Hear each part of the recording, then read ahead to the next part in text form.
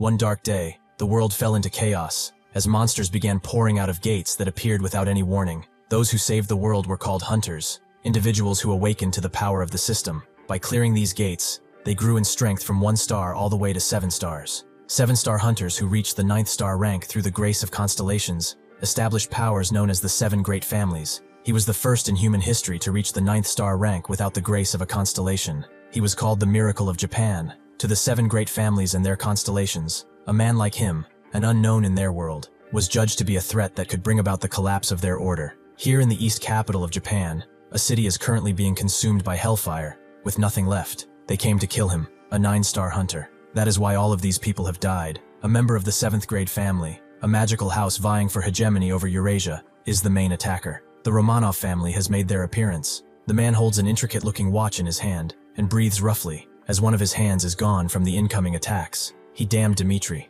who was standing right above him, noting that he did not expect a man who became a 9-star without a constellation's grace to finally meet his end here. This is the 9th star hunter, the incarnation of Odin's magic, King Dimitry Andreevich Romanov. The man spits out blood from his mouth and asks the reason for trying to kill him. Is it because he has not received the grace of a constellation? Or is it because he has refused to submit to the great families? Dimitry just laughed, noting that it's a bit of both. The constellations are clamoring for his death, so there is really no other way, except to please them. If someone can be as strong as him all on their own, then what purpose do the constellations serve after all? An undead king who possesses power, rivaling the 7 great families, and the constellations by himself, is nothing but a threat at the end of the day. Besides, the 7 great families already have their hands full keeping each other in check, right? This is the 9th star necromancer, undead king, Ryoga Chinin. Ryoga tells Dimitry that this is a bunch of nonsense, but Dimitry does not believe so at all. As a necromancer, he naturally defies natural providence. By manipulating the dead,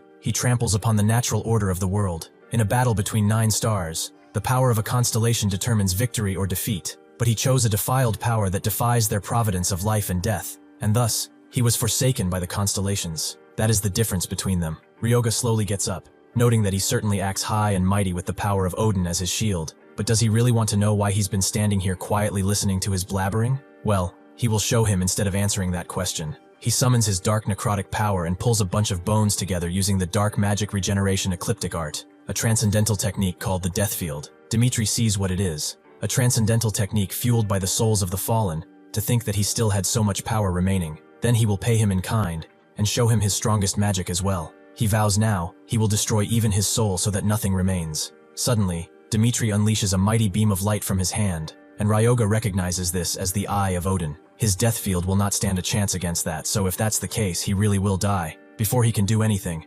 Dimitry unleashes the attack, the absolute incantation, the Eye of Odin, a transcendental magic ability. The blast turns red at the sheer power it holds and charges through, but Ryoga just smiles. Since he is definitely going to die, he might as well try this. Dimitry wonders why he's just smiling, but that's when Ryoga pulls out the watch he's been holding all this time. This is an artifact capable of interfering with time itself. Chronos' pocket watch has detected the power of a constellation from Dimitri's blast. That entire blast goes into the watch, fulfilling the activation requirements of it. Now, player Ryoga Chinin will regress to his past. Ryoga thinks that the activation requirements for Chronos' pocket watch were for the player to be a 9-star, and to infuse the artifact with the power of a constellation.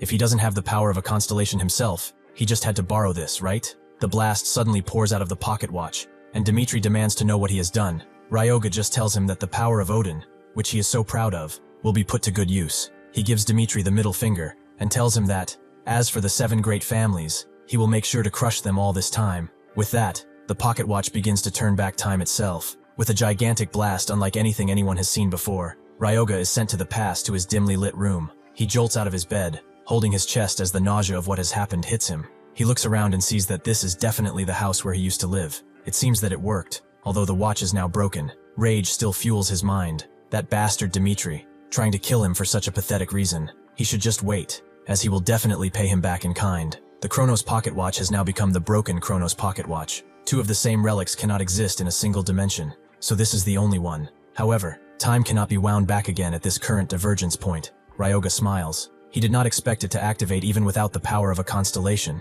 which he was not contracted to. His gamble really paid off. It has been 23 years. This was shortly after he left the orphanage, right? The day the system suddenly appeared. Sure enough, the system appears in front of him, noting that he has been chosen, and keeping his innate traits and talents in mind, He should choose a class that fits him. The system shows him all of his stats and his innate trait, which is clear mind. His heart remains unshaken in any situation, providing resistance to all sorts of mental attacks. The system then ushers him to choose a class from the three based on his innate traits: martial artist, mage, and priest. Ryoga's classes are available at the beginning. Before he regressed, he chose the magic path without giving it much thought, thinking that it would have been interesting, but there is no need to rush into choosing a class right away. This time, he will become much stronger and make sure that he survives until the very end. He's going to make full use of all the information he has as a 9-star hunter, even if he is not that anymore. He puts on his jacket and goes to Habara Hunter Market, where a clerk warmly welcomes him. She explains that here they have swords sourced from Magus Company,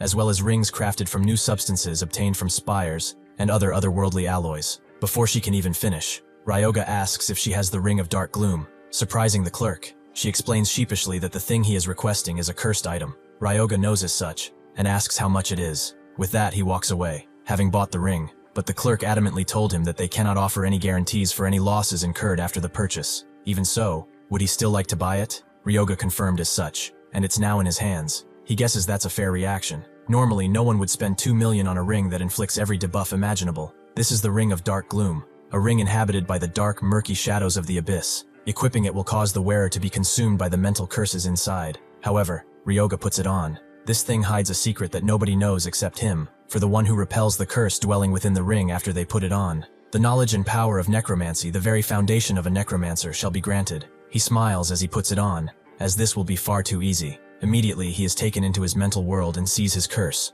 which naturally is Dimitry, who begins talking down to him once again, claiming that he is a monster who manipulates rotting flesh. Does he truly believe he can defeat him without the grace of a constellation? He should know that without the constellation's grace, he could not ever harm him. He is a necromancer forsaken by the gods. Even if he returns to the past, even if he gains all the power in the world, he will never be able to defeat him. He unleashes a mighty strike towards Ryoga, but he just smiles as Clear Mind activates, granting him total immunity from mental interference, allowing him to clear the trial of the dark gloom with ease. With that, the necromancer's power dwelling within has awakened, giving it to him. The way to break the curse of the Ring of the Dark Gloom is not to resist, because he knows that he was able to become the world's first necromancer. Damn it, he can't face the 7 great families without the grace of a constellation, huh? Then he'll just have to create one, a constellation that will choose him, a lowly necromancer. Along with the necromancer power, the Ring of Dark Gloom also increases in rank, becoming an epic. Now the system offers him a 4th option in choosing his class, a necromancer. This is a class that utilizes corpses and souls as mediums to exert its power. The first class selection bonus acquired is the Guide of Death trait, and his mana is converted to spirit power. The Guide of Death trait makes it so his spirit power consumption is reduced by 20% when casting and maintaining summoning magi. Ryoga thinks that this is a good start, as traits are always useful, and looks at his skills, seeing that he only has 2 usable ones, those being Raise Undead and Bone Control. Since he regressed, his rank is back to the beginning too. The necromancer's knowledge residing in the ring flowed into his head, allowing him to use these skills. However, it seems that he still cannot deviate from the levels and star ranks established by the system. As expected, he can grow stronger up to 7 stars by following the system's rules. However, he cannot reach the transcendent realm of 9 stars through normal means. Becoming a necromancer this early is really great. However, it is still not enough. His mind is on Dimitry as he needs a guardian star to defeat him, and that's what he wants to find. Thus, he takes a flight to the Temple of Chronos, where a lot of people are gathered. The ancient constellations, who lost their light after being defeated in the war against Zeus, and the gods of Olympus, reside here, while some operate as Titan constellations that have acknowledged the victory of Olympus, like the sun god Helios. Others are like the owners of this pocket watch, Chronos. Ryoga goes up to a podium and holds the watch in his hand, before raising it into the air and smashing it on the podium, making the entire world unravel. As if he were someone else, he is now in the realm of Chronos, and immediately, Chronos arrives, demanding who is the fool who acted so brazenly as to request an audience with him. Ryoga smiles, and notes that he is glad to meet him, that deposed king of Titans, Chronos. Chronos watches him more closely, and sees that he has his pocket watch in his hand, which is now broken. He asks if he was the one who turned back time, and Ryoga confirms as such. He can't really hide it now, can he? Chronos is impressed. To successfully regress, he must have been quite the powerhouse for a human, right? But why did he awaken him like this? Ryoga thinks about it. Chronos is the father of Olympus, the god who swallowed his sons after hearing a prophecy that the Titan gods would be destroyed. But having lost everything to Olympus, he is now a forgotten name. There is simply no way the flames of revenge against Olympus are not burning in his chest. Ryoga asks if he wants revenge, and Chronos asks what he means. Ryoga explains that if he becomes his guardian star, he will help him have his revenge. For a mere human to interject in matters way beyond his own insignificant life, for someone without the power of Olympus to tell him to submit, does he realize how brazen he sounds? Ryoga clenches the watch and notes that he can see it for himself. Can he not? He reached 9 stars without any constellation's blessings. Besides, Zeus is among the best he wants to enact his revenge on. Not just the Romanov family, but all the 7 great families who turn a blind eye are his enemies. So he will take them out one by one. If he destroys the Karamanli family, who hosts the constellations of Olympus as their guardian stars, the constellations of Olympus themselves will lose their influence on Earth. Chronos laughs. For bringing up his revenge, his ambitions are quite small. He may be skilled enough to activate his pocket watch, but to think someone seeking a constellation's blessing from him would walk the path of a necromancer. Even after regressing, he should know he is not compatible with powers that defy providence. A necromancer's nature is completely different from his. Ryoga confirms as such. As the god of time, there is nothing else they can do, but as the god of harvest, this is a different story entirely. Depending on the strength, constellations form guardian star contracts with hunters who resonate with their origin and nature. Cronus presides over harvest and time. The scythe, a symbol of harvest, is also the symbol of the Grim Reaper. Harvest and the Grim Reaper share a common nature, the cycle of death and rebirth. In other words, defying providence. Chronos started getting angry. To think that he would link him to the nature of death. How arrogant can he be? Does he not fear for his own life? The entire realm shakes as Cronus screams. But Ryoga tells him that this is not the time to be saying things like that. Does he plan on living out the rest of his days having lost both his power and name? If he is fine with being weaker than the very constellations of Olympus, then so be it. However, he came here believing he would choose revenge, even if it means changing his very nature. He can regain his power with him, and they can overthrow Olympus together. Ryoga really is at his wit's end. If he can't do this, he will be at death's end. Cronus smiles. He is right. He has not forgotten his revenge even for a moment. Then he will test him on whether or not he can truly become the power. Turning the god of harvest into a being that defies providence is something of immense hardship. He does realize that revising his nature will be accompanied by considerable agony, right? If he can endure this pain, then he will become his guardian star. Ryoga is surprised that things are happening so suddenly and fast, and Cronus puts a hand over him, appointing him as his proxy and saint. Ryoga is a bit surprised as he hears this, as a saint receives holy power as the divine proxy of a constellation, the dark attribute of a necromancer and the holy attribute of a saint. These are 2 opposing attributes that are now clashing inside his body. If he loses consciousness now, he'll never have another chance to get a guardian star, so he has to endure it. He begins doing so, looking up at Cronus, not willing to give this up for anything in the world. Eventually, Ryoga arrives back in Japan, noting that those planes that go to the mountains really are the best. Cronus, which is now beside him in a chibi version, notes that the world has changed quite a lot. The flow of time is truly a great and cruel thing. Does he not think so? Ryoga sees his new title, a new star rising in the pantheon, the Harvester, the giant who defies heaven. Ryoga can't believe he's acting so high and mighty when he can't grant a single blessing. But even though Cronus has returned to being a constellation, he has no worshippers, so he hasn't regained his power or blessing as a constellation yet. He seems rather happy. He merely forced him into the mold of a Grim Reaper saint, using the shared concept that he returned to being a constellation. He lacks any anecdotes of defying providence, so to regain his power as a constellation, they need to start building them up from now on. Cronus notes that he has been resurrected after a long time, so it is only natural that he feels deeply moved. Since he went through the trouble of making him a saint, from now on, he will spread his name far and wide, right? Now Ryoga is stuck in this unprecedented situation. Priest and saint are top-tier classes. Just when he thought he was suddenly pouring power into him, something strange happened. He did not turn him into a priest per se. He has gained the Saint of White Knight trait, which increases holy spell efficiency by 30% and offers no class penalty when using necromancer skills.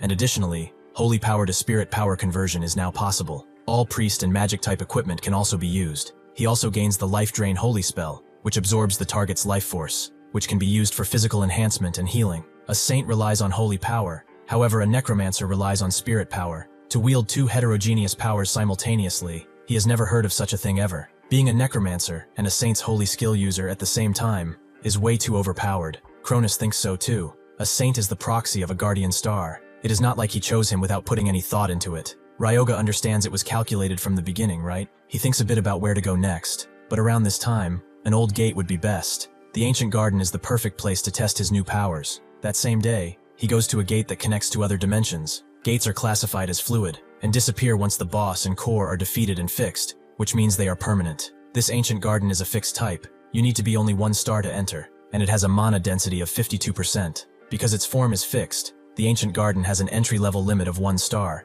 so it's easy for novice hunters to enter. Everyone around him seems to be rather busy looking for a party, something he used to do as well, though he never ended up in any decent teams because of his lack of skill. He is approached by a group of 3, with the leader asking if he would like to join them if he is alone. Ryoga immediately denies, noting that he is good, and the leader, looking sheepish, backs off. He wonders if it would be okay if this guy went on his own, as he looks like a brand new hunter. One of his group, a woman, asks why he is even concerned about it. He turned them down, so there is no need to worry, right? Ryoga didn't accept because at this level, 1 person is more than enough, and he is going to test out his new skill as well. He immediately enters the ancient garden, which is pretty lush and quiet. In times like this, the standard pattern is for something to jump out at him. Sure enough, a goblin tries to ambush him from behind, but he had heard it a while ago. As the goblin tries to strike him, he simply sidesteps the attack and grabs the goblin by the neck. He thanks him for going out of the way and coming to get killed like this. He activates his inherent trait, White Knight, and converts his power into holy power.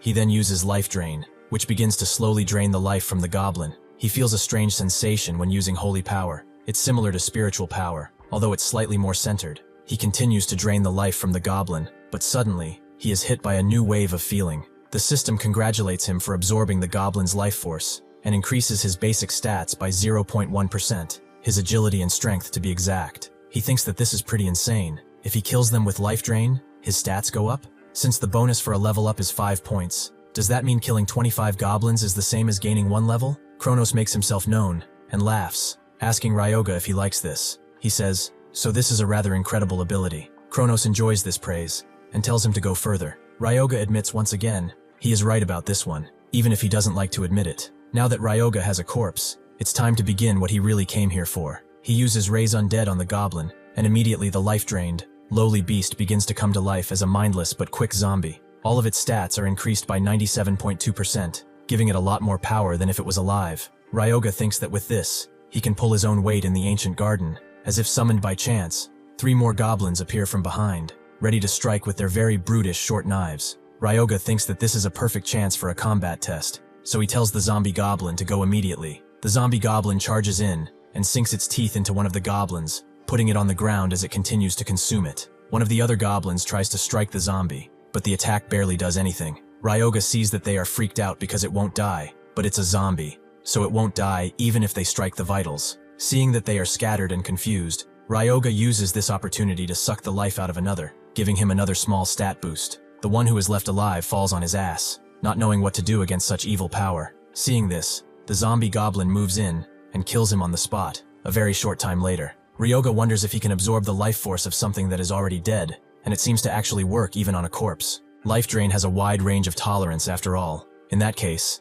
they should pick up the speed. Among necromancers, there is a maxim that is passed down. As long as one can defeat the first foe, the goal is already half achieved. Basically, it means that creating the first undead is the hardest part. Now he has 3 more. Once he has cleared this hurdle, everything has become much easier. With these 4 zombie goblins, he thinks that this is it. This is why he loves playing as a necromancer. He sends them to charge at the goblins that just came to attack them, and they begin doing so. One of them actually manages to hit a zombie through its chest with the knife, but the zombie doesn't react at all, and instead sinks its teeth into the goblin's nape.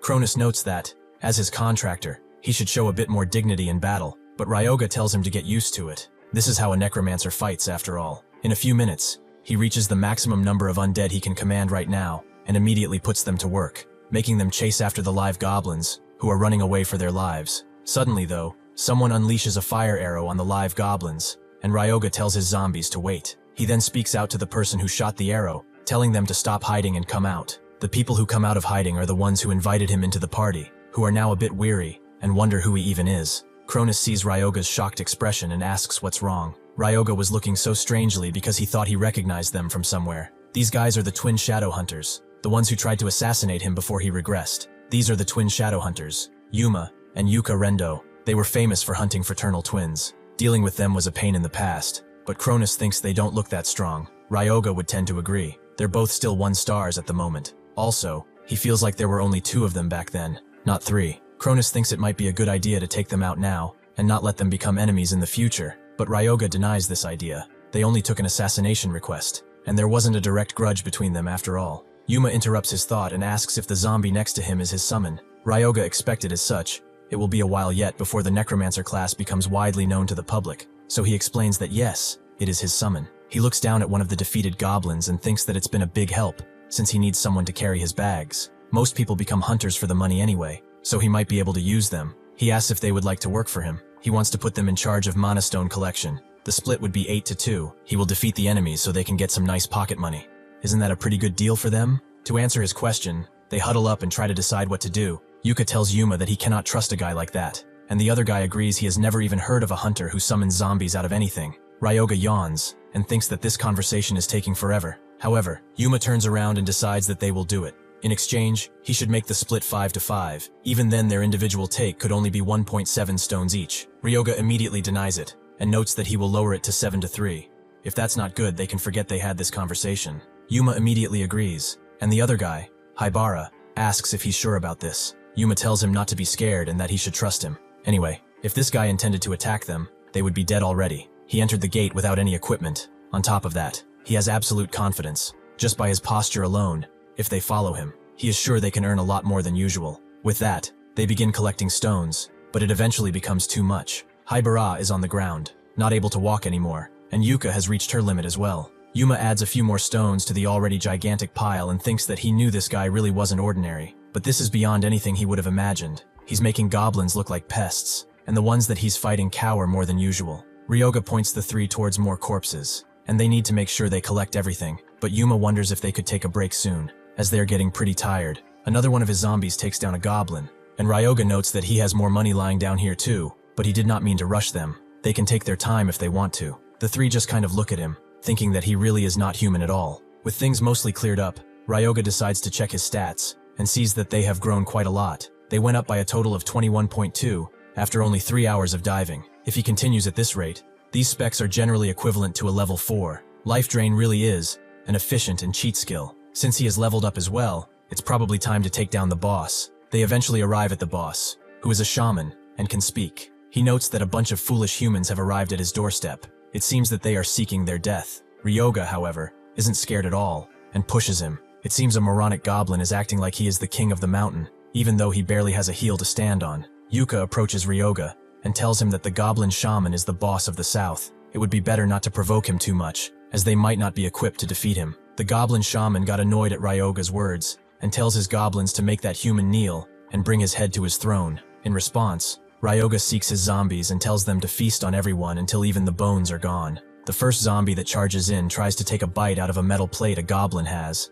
and with this advantage, the goblin takes out the zombie, leaving Ryoga with only 19 summons. However, he immediately revives the zombie, stitching him back in place like nothing ever happened, and he rips off the goblin's hand. Now knowing what to do, Yuma wonders how this is happening. Even though they are being outnumbered, is he really turning the corpses into summons? Seeing this happen, the goblin shaman gets out from his throne and begins chanting, making a bunch of totems in the ground vibrate and encourage the goblins, giving them a stat boost. The shaman explains that his totems inflict debuffs on enemies and provide buffs on allies. Ryoga just sends his zombies to snap the totems apart and asks him to repeat what he just said. The goblin shaman gets really ticked off and asks how a human dares to touch his precious totems. The totems are rather undefended on the ground, so the zombies simply shatter them with ease. Seeing his frustration, Ryoga pushes him further, wondering if he has any tricks. Annoyed as all hell, the shaman unleashes his final skill, the incarnation of madness, which pushes a bunch of hot air around everyone and gives his goblins a 50% increase in strength and agility.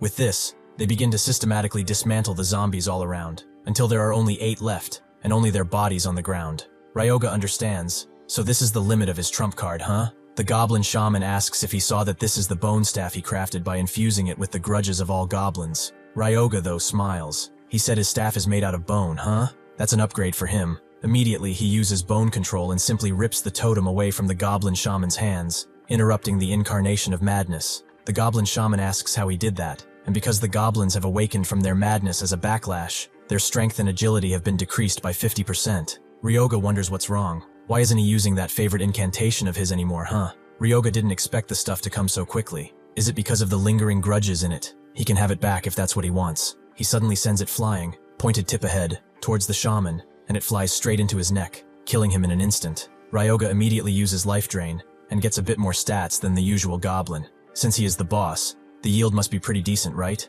Suddenly though, he remembers something, and crouches down to the goblin shaman, filling a bottle with his blood. He nearly used up all the blood for life drain, but he will need this for later. He inconspicuously puts it in his jacket and tells Yuma that he will leave the cleanup to them. Are they really supposed to clean up all of this? Eventually, they come out of the portal into the real world. Ryoga seems as refreshed as ever, but the others look like they're on death's door. Still, a bit of an opening clears out for them as they walk. People are surprised that they are holding so many mana stones. It only took 4 people to take down that many monsters? After they clear out the people, Ryoga turns to them and notes that they did a good job. Should they take the mana stones to a shop in Natsuhabara? Yuma thinks otherwise. If they want to get a fair price, it's better to bring them in themselves. That is, if he is willing to trust them with the entire load. Ryoga wonders if he's asking if he would just trust people he made a few hours ago like that. But Yuma pleads with him, noting that they work pretty hard. Ryoga tells him to relax, that it was actually a joke, but how much does he think it will all sell for? Judging from a glance, Yuma thinks that it's about 6 million, give or take.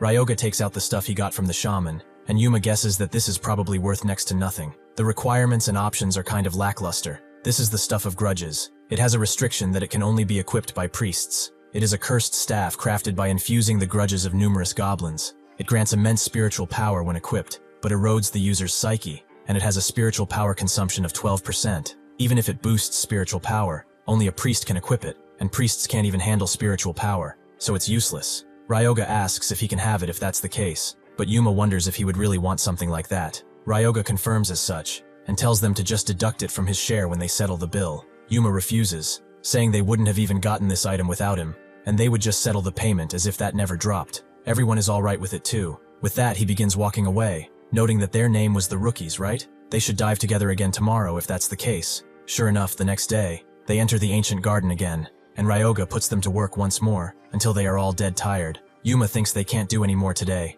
and their bags are completely full too. Ryoga tells them to go ahead if that's the case, but he continues staying inside the garden. Chronos notes that he sent them back on purpose, and Ryoga confirms as such. From here on out, he doesn't want anyone to witness what he is about to do. He goes to the north side of the ancient garden, where immediately upon entry, he is ambushed by a bunch of frogmen, but his zombie goblins immediately charge in to defend him. One of them bites the hand of a goblin frogman, but the frogman just impales him with his spear, ending the zombie's life. They continue taking them down like this systematically, because frogmen have higher stats than goblins. It was bound to end up like this, so he decides to help a bit. He uses bone control to send the staff flying, but because frogmen are naturally oily, they reduce his piercing attack. The one he just attacked just grins at him seeing this. Ryoga charges in and pushes the staff in by himself, injecting spiritual power to increase the physical piercing damage of the staff. He continues doing so, taking out one frogman after another with practiced ease, manipulating the staff while maintaining undead. This consumes way too much spiritual power, making him pretty tired already. However, even if he is shaking, he can still handle this. He summons the frogmen, as his undead, and uses them to level up to level 6. At this rate, he will be back at his peak in no time. The Magic King will not have to wait for long. He is coming to kick his ass much sooner than he even expected. They go to a pretty secluded spot in the forest with a large pillar-like thing in the middle. Ryoga pulls out a green heart. Chronos asks what exactly he's planning on doing, and Ryoga tells him to keep it down as he is trying to focus. If he drops the goblin shaman's blood on the frogman's heart, something should happen. Sure enough, the moment he does so, the heart begins to swell and glow with a strange energy. He has unraveled the hidden secret of the ancient garden. He will now be moved to the ancient proving grounds. He is sent there with his army of frogmen, thinking that he never managed to find this before his regression, but here he is now. Suddenly, another portal appears. It's the thing he needs to defeat to prove his courage and potential within the proving grounds. This thing is a reward in and of itself. His new prey, a Dragonian, the ancient proving grounds 1. It's a trial created by the constellations of the Pantheon to weed out elite hunters. It is commissioned to the Dragon Legion. Elite soldiers belonging to the Dragon Legion have been stationed here for this trial. Like this Dragonian, Chronos chuckles a bit. He and his pathetic strength won't be able to last 10 seconds against this thing. He supposes he will have to start looking for a new saint already. Ryoga thinks that's not going to happen. Even for a dragonkin, his power should be scaled down to match a 1-star. Then again, that does not mean this will really be easy. The Dragonian takes a step toward Ryoga but tells him to stop, as he has to finish the modification. The Dragonian just sits there, wondering what to do, but Ryoga tells him that in stories, even the villains wait for the protagonists to finish their transformation, right? That is a given. He unleashes his power on the frogmen and modifies them, letting them become plague zombies, as when using Raise Undead. If the conditions are met, the summon will be generated as a plague zombie. Chronos is pleased to see the on-the-spot modification, but Ryoga tells him not to forget he was a necromancer in his past life. Alright, that's enough talk. Then he should come at him. The Dragonian gets annoyed and charges in, its mighty claws out for maximum effect. The plague frogmen all jump the Dragonian and slowly but surely begin to seep their poison into its scales. The Dragonian punches them away, but he is hit by acid poison, which is a level 12 ability. Ryoga has converted all the strengths of the frogmen, which have already doubled after becoming zombies, directly into poison. His strength and agility might have dropped, but that poison should be lethal. The Draconian stamps his foot in the ground and charges at the owner of these zombies, who notes that he's a tough one. Surviving a hit of acid poison like that, he injects spiritual power into the Staff of Grudges, making its defensive abilities better for a time, and shields himself, allowing the Dragonian to pummel his shield again and again. Even with his poison resistance, this guy is still extremely strong. Eventually, his shield breaks, allowing the Dragonian to charge directly at him again. But Ryoga simply uses bone control, and sends his flying staff right into the Dragonian's hand, who hisses out in pain. Using this distraction, he sends out the plague frogmen, who begin to seep their poison into the Dragonian, who can just stand there at this point. However, he still tries to take out one frog after the other. Ryoga respects his warrior spirit. It is not a bad last-ditch effort, but this is the end. Sure enough, the Dragonian falls on his knees, completely defeated, and Ryoga approaches him slowly. He begins using life drain, and after he is done, he clears the ancient proving grounds. Chronos is impressed to think he would overwhelm a Dragon King with nothing but a horde of crude undead. That was a rather impressive display. Ryoga already told him that he wasn't dying here, and for his reward, he gains the Crest of Endurance, which reduces damage delay by 40% and increases mana realignment by 20%. It mitigates stun states upon taking damage and improves concentration. This is a permanent passive buff. Ryoga is pleased with this, but the real reward is something else entirely, a Dragon King corpse. This is the ultimate material for a high-grade undead. Chronos is curious. What does he plan to make with that body? Ryoga explains that he is going to make a summon that transcends its original form. He is not letting these materials go to waste. To do that, though, he will need some proper alchemical tools. If he remembers correctly, that guy should have opened his alchemy shop around this time, right? He goes to the Kishu prefecture and finds an empty-looking building, noting that this place hasn't changed a bit, even in the foreseeable future. Suddenly, an explosion rips out of the building, and Ryoga notes that things really never change. A blonde man with a lab coat comes out, exactly who Ryoga was searching for. This is the man who established the formula for the world's first mass-produced mid-tier potion, the figure who would become the most renowned alchemist in the country. This is the greatest alchemist, Renya Shinya. Ryoga approaches him and asks if he has a moment. Renya doesn't really mind, but who might he be? This is a private research lab. Ryoga introduces himself and notes that he came here hoping he would let him use some of his alchemy tools. Renya immediately recoils, and Ryoga knows that he really doesn't have to look so blatantly disgusted. It will not be a one-sided deal either. He is currently researching a formula to mass-produce mid-tier health potions. Isn't that right? Renya wonders how he knows that, but Ryoga just walks inside, noting that he will help him finish. Sure enough, he stabilizes the potion immediately, and Renya is shocked. It was so volatile it could have exploded at any second, but he just did it like it was nothing. Ryoga thinks that, of course, he wouldn't know it yet. After all, this is something he won't discover for another few years at least. Ryoga thinks that they should put it to the test, and gives himself a small cut before pouring the potion onto it, which immediately clears it up and heals it completely. Renya goes to grab the flask, wondering if he really did it after all this time, but Ryoga doesn't let him grab it twice, and asks if he's curious about the formula. Renya confirms as such, so Ryoga notes that if that's the case, how about he lends him a hand just for a little while? It's just that he looks rather interested. He came here to borrow some alchemy tools, but how about they change the terms? Why doesn't he work with him outright? He will teach him potion recipes and a lot more. In exchange, the royalty split will be 60-40. Naturally, Ryoga will take the 40. Ryoga thinks that, judging by his expression, he's already fallen into his trap. From now on, this guy is his partner, or rather, his laboratory tool. Ryoga then summons the Dragonian corpse out of the ring of dark gloom, and Renya wonders what the hell that could be. Ryoga explains that he's a necromancer, so he's thinking of processing it into a special corpse. If he is that curious though, he should stop peeking and help him out. Renya gently slams a flask he's been twirling around on the table. Why should he? They haven't even signed a contract yet, have they? He's only letting him use this extra space while he's thinking about it. As he storms over, Chronos notes that this man is incredibly cautious. He wants to tell him to man up and just make a decision already.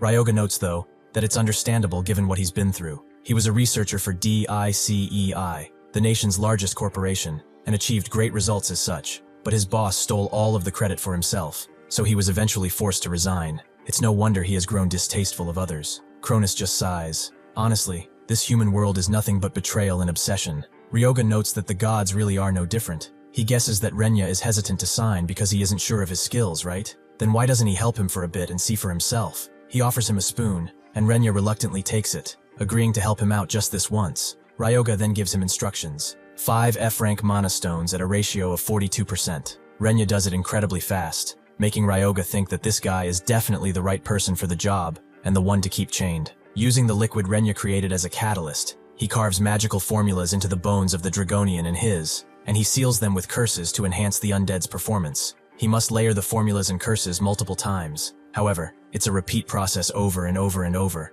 which seems to do something to Renya's psyche, but Ryoga doesn't react that much. When he is finished, he notes that it ended sooner than he expected. This might be a new record for him. Renya thinks that it's been 3 days. Is he kidding? He wonders who exactly this man even is. He is only a 1-star, yet he can resurrect a corpse hard with pure mana. His methods defy common sense, but his skill really is undeniable. He thinks about it for 60-40, then he will accept that original proposal. Ryoga asks if he is sure, and Renya tells him that it would have taken him 2 years to finish a mid-grade healing potion on his own. But with him here, things are different. If it helps his research, then he has no reason to refuse. Ryoga smiles, and knows that he looks forward to working with him as his exclusive servant alchemist. Now all that is left is to find the core soul of an eldritch dragon. He calls Yuma, and notes that the payment he received went through. He didn't think he would transfer everything down to the last sender though. He is an honorable man. Since they are on the subject though, would he be interested in another job? Near the boundary of the ancient garden, Ryoga meets up with the rookies, who strike a pose, but he doesn't even look at them and tells them to follow. As they do, Yuma wonders why he would want to come to such a dangerous place. Ever since the northern gate collapsed, this area should still be crawling with monsters. Ryoga smiles, noting that he just wanted to pay his respects to an old acquaintance of his. He wanders around to see if it's around here, and eventually, they are met with an orc, which is a 2-star monster. The rookies immediately get into position, thinking that this is too dangerous, but Ryoga wonders if they really don't trust his abilities, considering what they've seen. He might as well test the performance of these processed bones though. This is a ghoul bone, which is processed, a masterpiece created by imbuing bones with spirit and refining them into a magical tool. Using bone control, he sends one of these bones flying towards the orc. Seeing this, the orc launches his own spear at the bone, aiming to crush it before it can come to him. Ryoga thinks that this was a good plan, but he doesn't want to waste any resources. Using bone control, he makes the bone side step and roughly enters the orc's shoulder. Ryoga was aiming for the heart, actually, but still, this is quite durable. The orc gets annoyed and pulls out the bone from his shoulder before charging in at Ryoga. The combat continues, and Yuma has protected him with his shield, which he appreciates, since the orc shook off 1 bone. How about 3 then? He seeks 3 bones on the orc, who doesn't really know what to do against them, so he gets impaled right through the heart, killing the orc instantly. Yuma is shocked. This guy just killed a 2-star orc just like that? Ryoga tells him not to just stand there and keep up, as the real work begins now. Yuma wonders if this is the right way, as Ryoga said there was a fool around here. Ryoga resurrects the orc into a zombie, and confirms it as such. The person they are looking for is in the orc settlement. While they're at it, they can make some money too. Isn't it perfect? Don't they agree? Judging by their faces, they really don't. After taking down orc after orc after orc, Ryoga levels up to level 13. He exceeds the limit for stats that can be absorbed from a single race, so he is no longer able to absorb stats from orcs. It would have been weird if this were infinite. He could have just farmed here for the rest of his life and become a god. Since the sun is going down, it's probably enough hunting for a day. He turns around to tell the others that they should make camp, but the rookies have already done so. They are pretty prepared, although it's already been their 3rd day with him. That night, he explains that his stats have gone up a fair bit, so tomorrow they will head to the settlement. The rookies understand, and they cheer the zombie orcs up before going to bed, as naturally, they are on guard duty, as the orcs defend, and the rookies sleep. Ryoga looks at the moon like a Sigma lone wolf, thinking that his level went up, so he supposed it's time to read the newly unlocked knowledge, right? He accesses the Library of Knowledge, where you can view the knowledge left behind by the previous Lord of Death. He picks up a book, but he does not have permission to view this knowledge, as it has a level 45 or higher. He still can't read much due to the system's restrictions, only useless stuff like a guide for 1 star, when he already reached the 9-star before. He still has to read it, right? He picks up a bunch of books he can read, and begins to read them methodically, taking in any new information. With that, he acquires a new skill. That morning, as Hybera sleeps, he wakes up with a shadow over him, which is the shadow of a zombie orc, although it looks a lot more different. Seeing this, he immediately skids awake, with Ryoga noting that he sees it every day. Isn't that a bit of an overreaction? Yuma doesn't think so, as these guys look completely different from yesterday. Ryoga confirms as such, and says he modified them a bit. They are now armored zombies, undead with superhuman strength, clad in bone armor. They boast overwhelming power and endurance. They have the bone armor passive, which transforms bone into armor to be worn, and flesh riding, allowing manipulation of flesh attached to a corpse. With this, Ryoga is confident that they should head to the orc settlement, as it won't be that hard. They arrive there just as the sun falls, and immediately upon seeing them, the guard standing watch at the watchtower rings the bell, making all the orcs know that enemies are here. A few come out of the settlement ready to take down their enemies, but Ryoga uses bone control and shatters the bell entirely before grabbing the bone back. They really should all stop making a fuss. Seeing this, a much larger orc with a battle axe roars at his comrades, and another few orcs begin to rain down arrows on them, which Yuma protects them against. Yuka then uses her scoped crossbow to unleash a mighty volley of fire arrows at the incoming orcs, taking down a few of them. Chronos thinks that this is not bad. These guys are quite helpful. Ryoga tends to agree. It's going to grow even more from here on out though. Seeing that they don't have a chance at a ranged position, the orcs charge into melee, but Ryoga just tells his zombies to charge. Since they are so powerful and a lot bigger than normal orcs, one punch is able to take down 3 orcs at once. This is better than he expected. Reading those books in the Library of Knowledge last night really paid off, as these guys really are completely terrified. However, this is just the beginning. He summons his entire army of bone orcs towards the normal ones, and they begin fighting in earnest. The orcs, however, hold their own, and when the armored zombie's armor gets damaged, Ryoga immediately repairs it, putting them back at square one. He also uses flesh riding, allowing any pieces of flesh that have fallen from the zombies to charge at the orcs and annoy them incredibly. Yuma is shocked. He's using the zombie's flesh to stop the orcs' movements. This person really isn't just strong. His skill usage is in another league of its own. Eventually, the only one left standing is that large orc with a battle axe. He looks at Ryoga with an annoyed face and suddenly begins to grow as he activates Berserk mode, evolving him into a special variant. Ryoga just laughs, noting that he was actually getting tired of waiting for him to do that. The Berserker orc roars in fury and goes to crash his massive axe down on Ryoga, but he simply uses bone control and sends a bunch of reinforced bones toward the Berserker orc.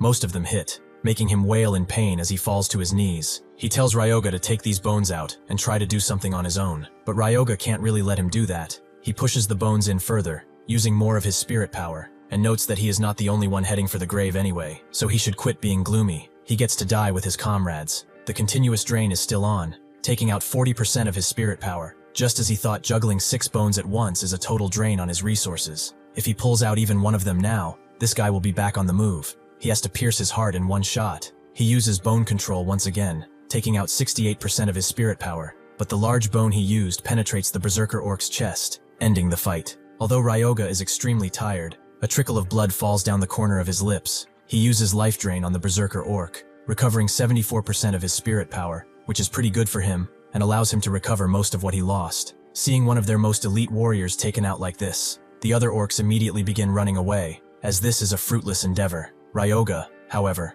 will not let them get away. He uses flesh riding to pin them down, and sends the bone orcs toward them to finish the fight. The rookies look around at all the carnage, but they also wonder how much all of these mana stones will be worth. Ryoga, however, knows that this is the real jackpot. The blood axe the Berserker orc was carrying is a rare grade weapon with no restrictions and very high durability. It is an X-forge from refined blood, infused with curse magic, and it boosts the user's strength. The more blood it drinks, the more powerful it becomes. It seems that taking down that orc village was definitely worth the trouble. He gives it to Yuma, who should handle all the loot for him, and Yuma agrees they will also get the magic stones. Ryoga waves him off and goes into the middle of the village, where he finds a large, twisted-looking tree. He speaks to it, telling someone to come out, as he wants to have a little chat. Finding no response, Ryoga sighs and gets angry. If this is how he wants to play it, then they will play it like this. He takes one of his refined bones and smashes it on the side of the tree, making it live with energy almost instantly. Whether it is constellations like Chronos or just ghosts, he wonders if he always has to be aggressive to get results. Sure enough, the spirit inside the tree comes out and demands to know who he is. Ryoga says that he is glad to meet him, magic fighter Kashiwagi Soraku. Kashiwagi asks how he knows his name, and Ryoga asks how he cannot. He is the hero who held the line against the monster wave from the north 35 years ago. Even before his regression, he turned him into an undead and fought side by side. There is no way he would forget. It's thanks to warriors like them that Japan did not fall. There is still a memorial standing to make sure that day is never forgotten.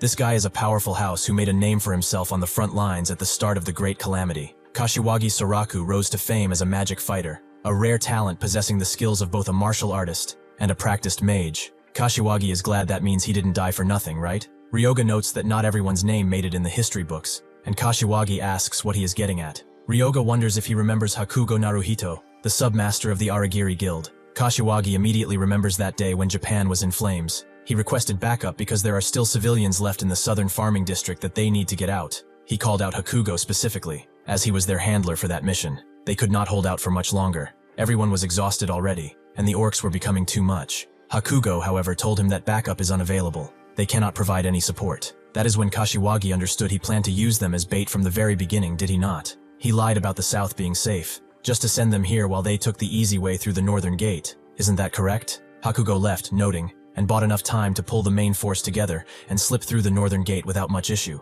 Kashiwagi was boiling with rage. He sent them out here, knowing there were civilians, gambling on the fact that they wouldn't just abandon them. Hakugo told him not to take it too hard. Because of that, Aragiri became the hero who stopped the wave. Naturally, the glory belongs to those who survived. After all, he survives. He is a hero. He dies. Then that's the end. Kashiwagi, in his rage, smashed the walkie-talkie into the ground, and as an orc was taking over a civilian, he charged in and killed the orc with one strike. He stood alone and told all of the other hunters to get the civilians out of here. Before they could protest, he told them to move, as that was his final order. Ryoga explains that the same Hakugo who sent him to his death became a national hero, and every record of him was wiped clean. It is truly a tragedy. He is the one who died, but someone else took all that credit. He can't exactly rest in peace like that, can he? Kashiwagi roars in rage, remembering that day, and notes that if it were up to him, he would definitely come back to life for payback. Ryoga smiles, noting that they have talked enough. They should get to the point. He will help him get his revenge.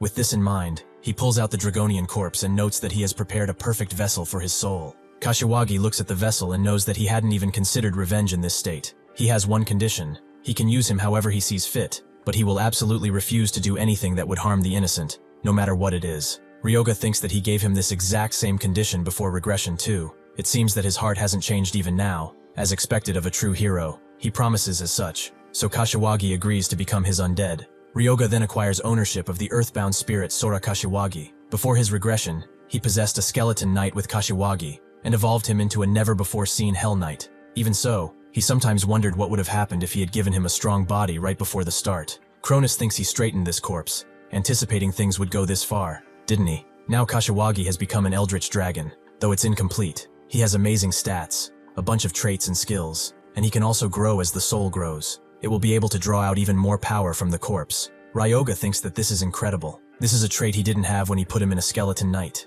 He also has the innate trait Magic Fighter, which grants an aptitude for both martial arts and mage classes. It basically carried over from his very soul. He asks how his body feels, and Kashiwagi thinks that it's inferior to when he was alive, but it's not really that bad. Ryoga also sees that he is an incomplete eldritch dragon. Is it incomplete because he only imitated the concept of an eldritch dragon using a cursed formula? Still, it is much better than last time. This should be more than enough. He tells Kashiwagi that they should go, calling him a minion, which really doesn't sit right with him. Ryoga asks what's wrong, and Kashiwagi notes that he is not sure about being called a minion of all things. Ryoga asks if he should call him by his real name then, but Kashiwagi refuses. He threw away his old name a long time ago. Ryoga is annoyed at how much of a pain this guy is. He used to be a guy of few words. Did his personality change or something? Kashiwagi explains that he needs a name that intimidates enemies just by hearing it, but he can't really think of a good one. Ryoga recommends Fafnir, a dragon from Norse mythology, but Kashiwagi isn't feeling it. Ryoga recommends Black Dragon, but Kashiwagi thinks it's too cliché. Ryoga recommends Tiamat, but Kashiwagi thinks that's way too exaggerated for a dragon. Ryoga then notes that Orochi should be fine, becoming increasingly more annoyed, but Kashiwagi is disgusted just by hearing it. Ryoga wonders if he should punch him into submission, but Kashiwagi eventually relents, and notes that the first one, Fafnir, should be fine for now. Ryoga understands and notes that they should go already, but Fafnir stops him again, as he is practically butt-ass naked. He looks around and spots a tent made by the orcs. He pulls off the drape covering the tent and rips it into a loincloth, thinking that this is a bit better. Now they can go. Ryoga just stares at him, confused. Was this guy actually like this in the past too? When he goes back to Renya, he is immediately pretty ecstatic to see that the corpse soaking in their solution is moving. Ryoga tells him that he acquired the soul from the boundary that feeds the corpse. Renya thinks this is amazing and wants to study it for hours. Fafnir wonders if he can punch him, as this guy is creeping him out. As much as Ryoga would like to let him, he is his partner, and he needs his eyes to be good. The rookies speak out, with Yuma noting that they are going back to the shops to sort out the items, and Ryoga understands. They can go ahead. He uses the ring and summons the orc berserker corpse, wondering what he should make with such nice material. Renya is surprised when he sees it and crouches down too, asking what he is going to make next. Ryoga asks if he is curious, and Renya completely denies it. Last time, he thought his arm was going to fall off from mixing those herbs. However, he still gets to mixing herbs, as he can't really suppress his curiosity. Even so, this person always manages to exceed expectations. There is no way he wouldn't be curious about this. Ryoga begins using flesh separation on the orc berserker, and Chronos asks if he is planning to make an undead. Ryoga confirms, as one can never have too much fighting power, right? He takes off all the flesh from the orc and completes the skeleton, increasing its stats by 100%. Renya then gives him the extract he requested, with the stable quality influencing the skeleton's creation. With that, its traits have been specialized in defense. It seems that he has created a bodyguard of sorts. This is the skeleton guard, an undead with 2 shields and 2 stars for a grade. He tells the skeleton that from now on, whenever he uses life drain, he will guard him. The skeleton nods a few times, and Ryoga congratulates him on his good work. Renya, holding his milling arm, asks why he made a skeleton this time. Ryoga explains that bones have huge advantages too. Not only are they light, but they don't rot without preparation either. Unlike zombies, which have a time limit, as long as he supplies it with spiritual power, he can work these bones exactly as he pleases. Since life drain is a close-range skill, he needed a bodyguard to activate it. Renya is pleased to think he didn't just make a skeleton, but even factor in maintenance. Ryoga notes that he has to step out for a boring errand, so he should keep an eye on this skeleton guy for a while. Renya asks why he is going at this hour, and Ryoga explains that he's going to the Pantheon. His level went up, so they contacted him to come and receive a holy spell. Renya remains silent for a bit, then speaks out, confused. What the hell? A holy spell? What does that even mean? Is he actually some kind of priest? Ryoga notes that he is actually a pretty devout follower, but Renya does not believe it. That's impossible. Even if the world turned upside down, that wouldn't be possible. Ryoga asks if he finished registering the patent for the intermediate healing potion, and Renya confirms that he did. They should be able to undergo the review process soon. The longer they wait, after all, the more rivals will pop up.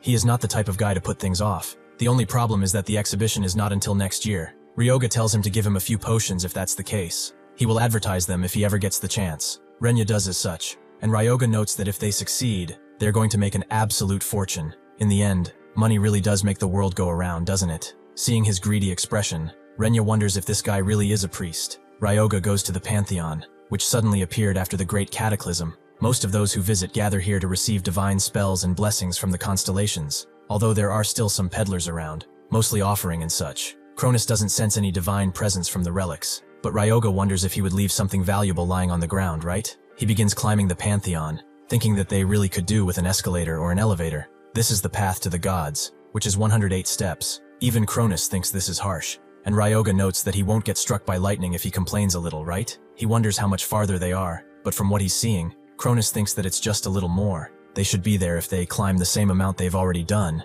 meaning that they're basically halfway there. Ryoga sighs, and notes that if he goes through all this trouble and gets nothing out of it, there is going to be hell to pay for the one who made him come. Eventually, he gets to the top, and sees a bunch of constellations above an observatory. Immediately, the constellation of the wealthy one opened and showed disgust. The constellation of the one who veils death is suspicious of him, and the constellation of the Lord of Abydos is displeased with his presence. Chronos thinks that this is hilarious, but Ryoga tells him to keep quiet for a second. Chronos understands where he's coming from. Then it's his turn to do what he came here to do, right? He goes up to the observatory thing and puts his finger on it, registering him as the constellation giant of the defiant heavens, and making him a new pantheon. With this, Ryoga has acquired the divine spell, Unholy Blessing, and Wedge of Retribution. Unholy Blessing is a spell that strengthens the target's energy to boost their stats, and Wedge of Retribution is another divine spell. He gains 1 stack of retribution every time he takes damage from an opponent. Reactivation instantly deals damage to the target. Damage increases based on the number of retribution stacks. Chronos asks what he thinks about these, as they are pretty good blessings, and Ryoga agrees. These are actually really nice. Chronos slaps, noting that this is the greatness of an actual god. However, a system window notes that he lacks the divinity of a constellation. To continue shining in the Pantheon, he should please acquire more achievements and praise. The starlight is too weak to attract followers, so he should also raise his divinity. Ryoga points this out, asking if he really is as great as he thinks, but Chronos just wonders who made this trash system. With that, they walk away. But just as Ryoga is about to get out of this entire area, someone comes from behind asking what he is doing coming out of the Pantheon. It has certainly been a while. This is Satake Shigeru. Ryoga wonders who he is, and Satake explains that he took care of him at the orphanage, didn't he? Doesn't he remember Satake? Ah, Ryoga now remembers. He was that piece of trash who was always extorting people, wasn't he? He's pretty sure he remembers busting his nose hard in the past. Has it healed yet? Satake immediately gets annoyed but then calms down, as he lost his cool a little. He recognizes the brooch on his chest, right? He joined the Aragiri Guild. If he is going to the Pantheon, that means he is some bottom-feeding hunter, doesn't he? He shouldn't think this will go the same way as in the past. Ryoga doesn't know. It seems to him like nothing's really changed. Satake gets extremely annoyed now and cocks a punch, noting that he is too cocky for his own good. However, before he can unleash it, someone else stops him. Aragiri's guild, 7th Attack Squad Captain Rago Jomon. Satake tells Jomon that this guy was annoying him, and Jomon looks at Ryoga, noting that they should settle this with an official match, right? Jomon himself thinks that this guy picked a fight knowing full well they were from Aragiri. He really is a cheeky brat. It seems that he and Satake know each other, do they not? Then why don't they let their fists do the talking? Satake thinks that he has to be joking. This guy recently became a hunter. He would just get pummeled. Ryoga, however, agrees that they should really do it. Or is he still scared of him, perhaps? Satake gets annoyed and tells him that now that he said it, he can't take it back. They go to the affiliated gymnasium of the Aragiri Guild, and both get placed inside an arena. Ryoga explains that he is a priest, so he will be fighting his proxy. Satake says he scored himself a pretty good ability. Is that a summoned beast or something? Well, not that it will do him any good at the end of the day.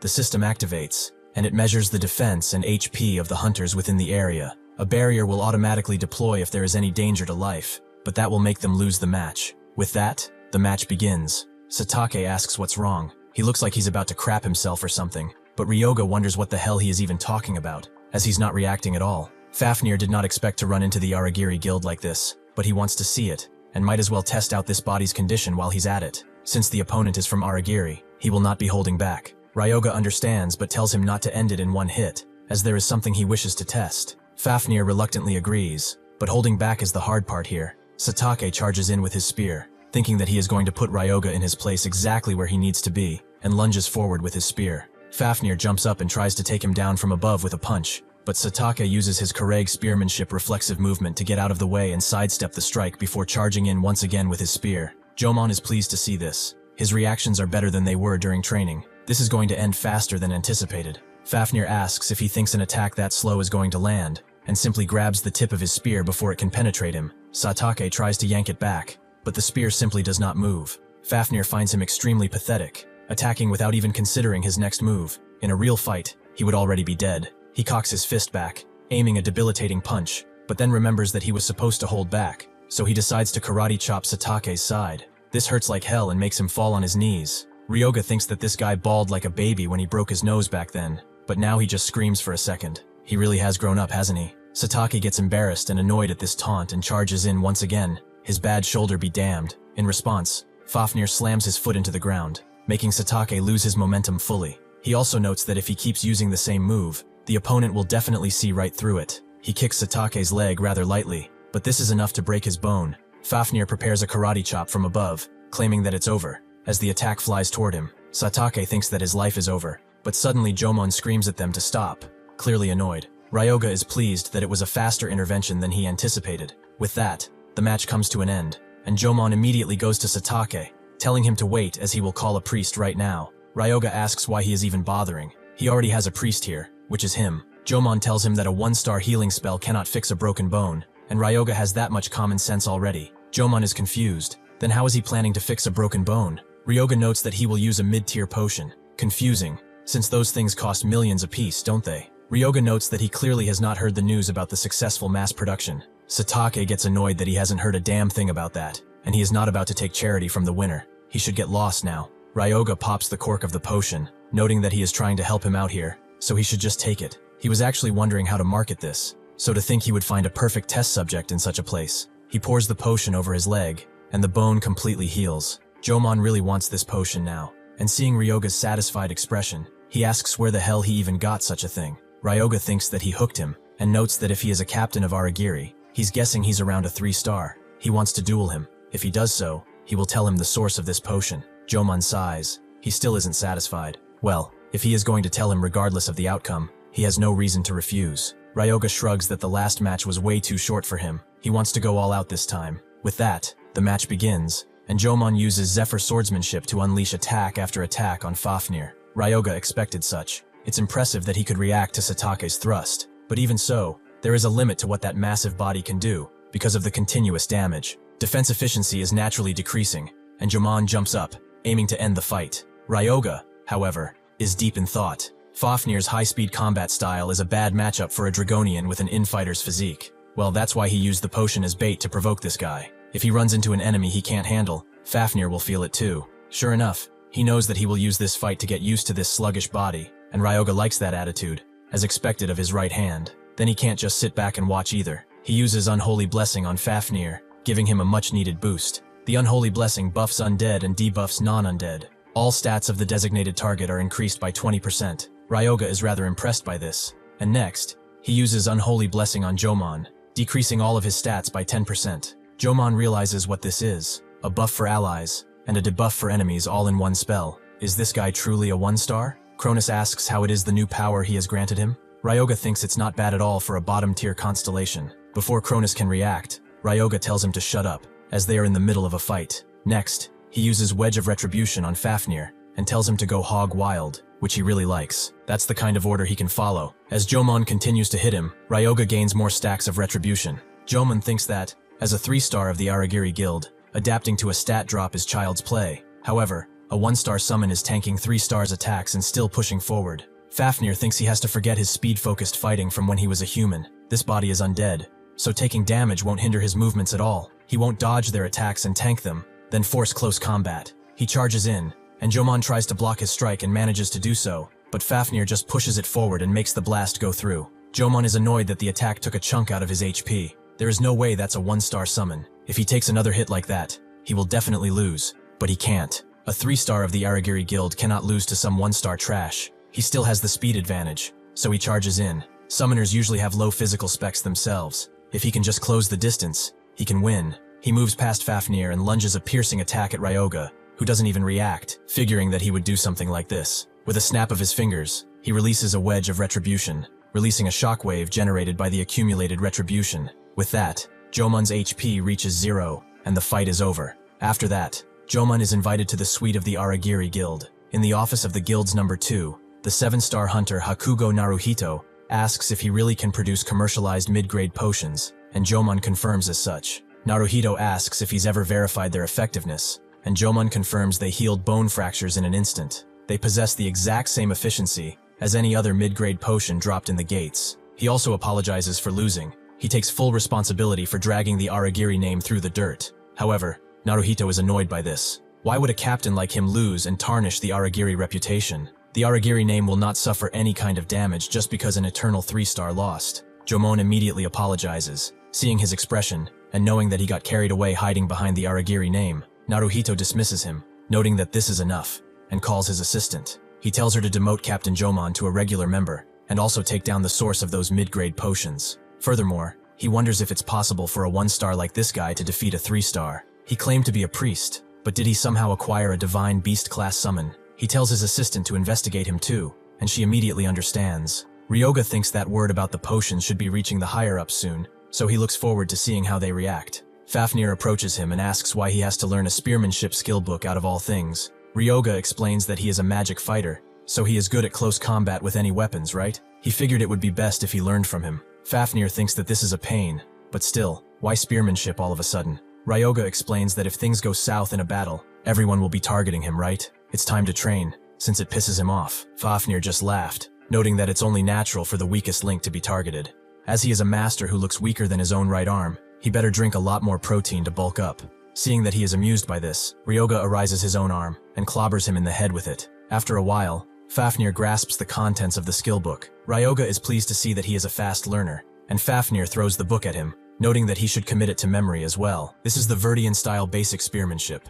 If he can learn this, he'll be able to learn Death Spiral down the line. Death Spiral is a key skill developed by the British Spear Saint, based on Viridian spearmanship. That's the foundation of it anyway. Normally it's a technique that would not be perfected for a few more years. This, right here, is the true privilege of a regressor, and he will gladly use everything at his disposal. He uses the Viridian-style basic spearmanship skill book, and the skill outline is installed. With this, he mastered spearmanship in an instant, gaining 6 forms in total. Suddenly Fafnir jumps in the air, noting that, as he expected, he excels at teaching martial arts learned by experiencing them with his own body. After all, he crashes down, shattering the arena below them, and notes that it's time they practice their much-needed training. As Fafnir takes his spear out of the ground, he notes he dodged that pretty well. His movements are not really bad, but he'll never get used to the spear if all he does is dodge, right? Ryoga thinks that if someone suddenly attacks him, it's only natural that he dodges, right? Is he holding a grudge because he hit him with his own hand earlier? Fafnir notes that this is purely educational. This is actual combat training when an enemy is coming at him with the intent to kill. Is he going to beg for his life just because he recently learned the skill? With that, he charges in to continue, and Ryoga tells him to bring it on. Using the third form rotational defense to strike Fafnir's spear as he charges in, he has successfully blocked it. Now it's time for the counterattack. However, Fafnir just moves his spear lightly and taps him in the chest, which is enough to drive the air out of him. Fafnir then tells him that taking the first strike doesn't mean it's actually over. He shouldn't let his guard down until the battle is completely done with. Ryoga is confused. He blocked it perfectly, so why did that happen? Fafnir agrees he perfectly succeeded in stopping the first strike, but he needed to properly defend against the second one too, right? Ryoga thinks that he did it right. Isn't this just because he is stronger than him? Fafnir denies such a thing. He probably properly adjusted his strength to match his. Ryoga scoffs, but now he understands. He will go all out from this moment forth. He is not going down as he did previously. He uses life drain, enhancing the physical body using absorbed energy, making his arms much bigger, with his entire body to boot, and uses hilt strike and the fourth form of Viridian swordsmanship. He strikes his spears again at Fafnir, thinking that there is no second strike this time, so now he will counterattack, but Fafnir tells him he's wrong, and suddenly Ryoga finds himself on the ground. Fafnir explains that just now, he only thought about defending against the second strike, and failed to properly block the first one. Ryoga knows he's right, even if he's frustrated, and tells him that they will go once more. With that, they clash spears again, this time, much harder than before, proving that Ryoga will not back down from anything. A bit later, he goes to a barbecue spot with Yuma, who asks what happened to his face. Ryoga doesn't even want to answer, as he got his ass whooped, and notes that a lot happened. Yuma stifles a laugh, and from the ring, Fafnir speaks, noting that he fought against him to the end without fainting. It was pretty impressive. Training him was quite fun. He accidentally put too much strength into it. Ryoga is annoyed. It's not like he enjoyed it because he legally got to beat him, but Fafnir won't really deny it. He should let him know when he wants to quit. Ryoga thinks that he wouldn't have started it in the first place if he thought he was going to quit right away. He can enhance his physical abilities with life drain. However, it would be a waste to just rely on simple enhancement. With increased stats and martial arts under his belt,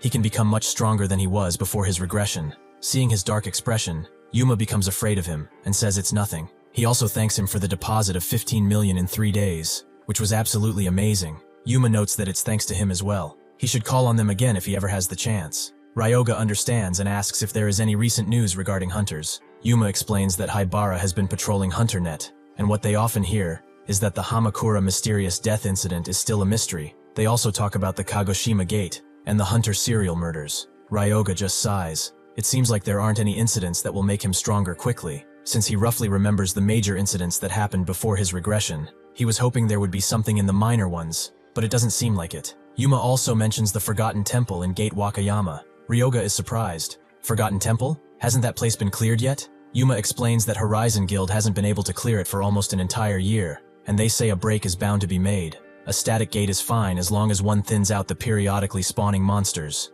A fluid gate break occurs when mana density exceeds 100%. Since the gate has entered the critical state, Horizon Guild has lifted their entry restrictions, so even regular hunters can join it now. Ryoga asks if he has heard any talk about major guilds participating, and Yuma confirmed as such. The country's second-ranked guild, Phyonix Guild, and the third-ranked guild, Daybreak, are apparently showing interest in it. Before his regression, the Phyonix Guild obtained an epic great artifact, a dragon-scale armor, and the Forgotten Temple was the exact place where it dropped. Ryoga smiles. The gate being uncleared works in his favor. Learning spearmanship and getting the dragon-scale armor on top of that would be the best possible outcome for him. He tells him to contact the others and tell them to meet up tomorrow. They are setting up tents as well. Sure enough, the next day, they go to the Forgotten Temple Gate, which seems like a boss arena more than anything. Ryoga and the two, and Haibara think that this is a massive turnout. Hunters are gathering here from all over the country since Horizon has lifted the restrictions. Yuma wonders if they shouldn't pitch a tent too, but Ryoga denies it. They will be spending their time inside the gates,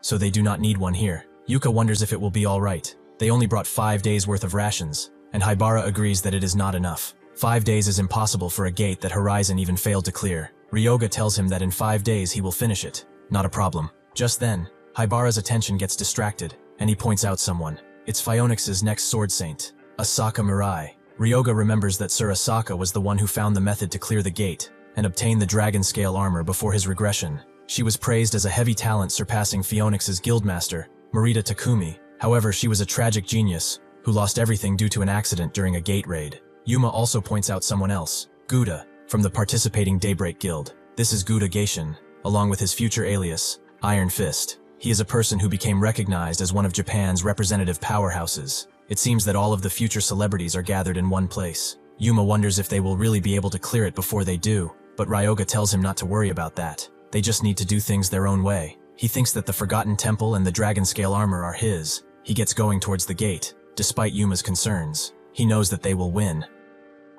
With that, Ryoga's team enters the Forgotten Temple, and he immediately summons Fafnir, with Yuma not expecting him to turn the bound spirits near the boundary into undead, and subjugate them like this. Yuka whispers in his ear, noting that she will only say this now. She was actually shocked when she saw them at a workshop earlier. Hopefully he is not planning to turn them into undead too. Naturally, Ryoga overhears this, and notes that he won't turn just anyone into an undead. They are far too weak, and a zombie is the best they could hope for. Haibara pleads with him not to say stuff like that with such a straight face, but before Ryoga can tell them to stop worrying about it, the temple suddenly begins to shift, with Fafnir excitedly asking if this is going to be alright. Yuka points out that the entry requirement here is only up to 2-star. This is the reason the actual clear difficulty is 3-star. Once a day, the internal structure changes, and the environment and monsters shift completely. Ryoga understands. Its characteristics have not changed from before the regression either. He tells Fafnir that he will leave the vanguard to him, using Unholy Blessing and Wedge of Retribution, and Fafnir gladly obliges, noting that protecting his weak master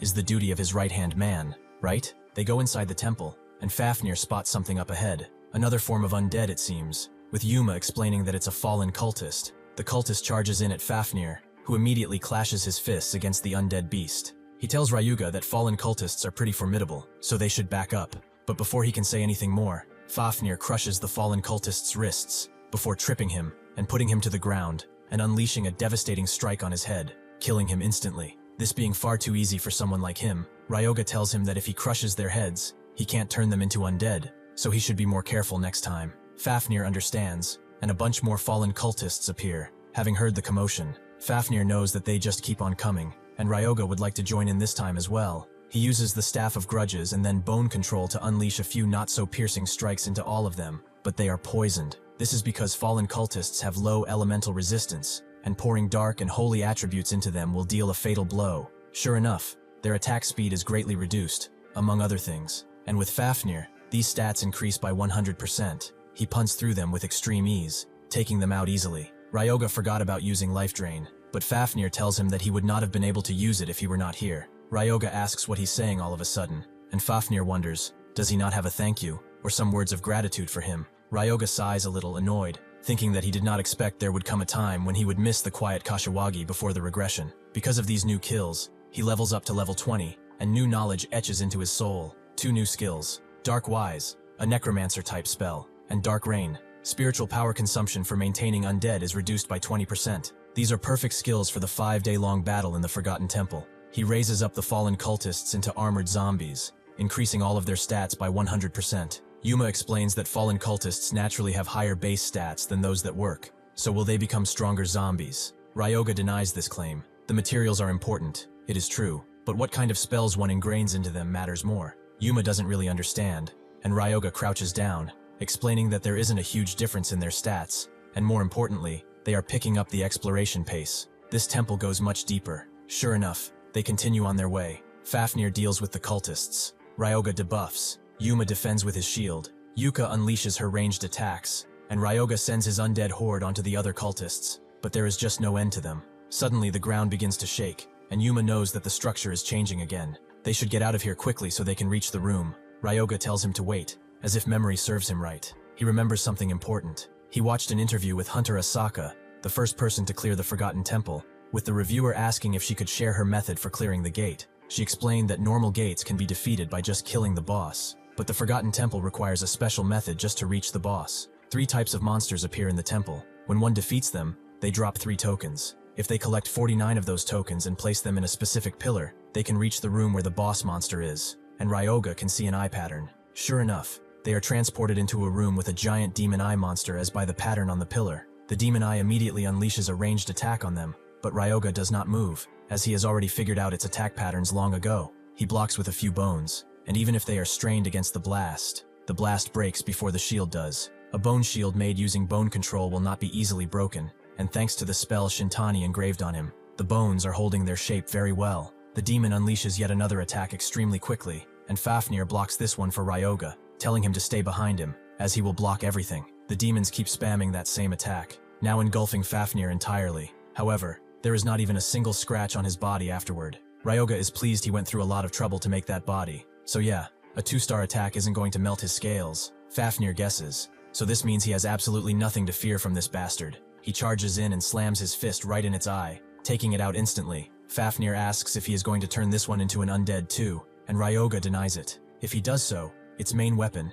the eye, will become useless. Fafnir wonders why he would need something so gross, and Ryoga explains that this is the token needed to clear this gate. After all, with that, they go further with the temple, shifting again, and they are met with a smiley face pillar, where a pretty weird creature lands down. Yuka and Yuma recognize this opponent as a masked mimic, and he uses Curse of Decay right onto Fafnir, decreasing his stats somewhat. Ryoga wonders if he should use Unholy Blessing, but Fafnir tells him to wait. Curses share the same dark attribute as spiritual power, right? If it is a curse, it is a dark attribute attack. He should be able to suppress it with spiritual power, which is a stronger dark attribute, so he breaks the Curse of Decay on his own. Ryoga understands that the spiritual power of the undead is the highest tier of magic among the darker attributes. It can absorb more curses, but to realize that just by instinct, this guy is incredibly talented. The mimic unleashes another Curse of Decay, and Ryoga touches Fafnir's forearm, noting that he wants to test out something too, and uses Unholy Blessing, basically using Fafnir as a medium.